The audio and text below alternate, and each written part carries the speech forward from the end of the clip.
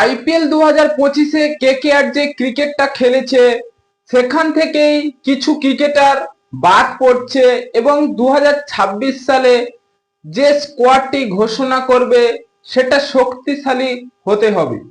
কারণ 2026 সালে সেই চ্যাম্পিয়ন হওয়ার লক্ষ্যে কেকেআর রয়েছে।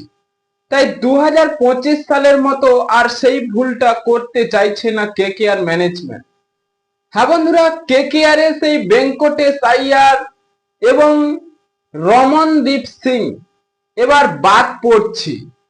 কারণ কেকেআর এর সেই মিডল অর্ডারে রমনদীপ সিং তাকে দুর্দান্ত ফিনিশার হিসেবে নেওয়া হয়েছিল, কিন্তু তার যে পারফরমেন্স আমরা 2025 সালে সেভাবে দেখতে পাইনি।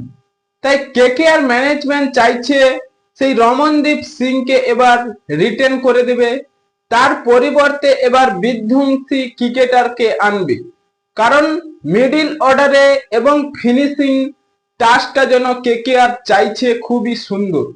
কারণ তারা 2026 সালে ওপেনিং আনছে এবং ম্যাচ ফিনিশিং এবং মিডল অর্ডারটাকে শক্তিশালী করে কেকেআর 2026 সালে অবশ্যই চ্যাম্পিয়ন হতে চাইছে।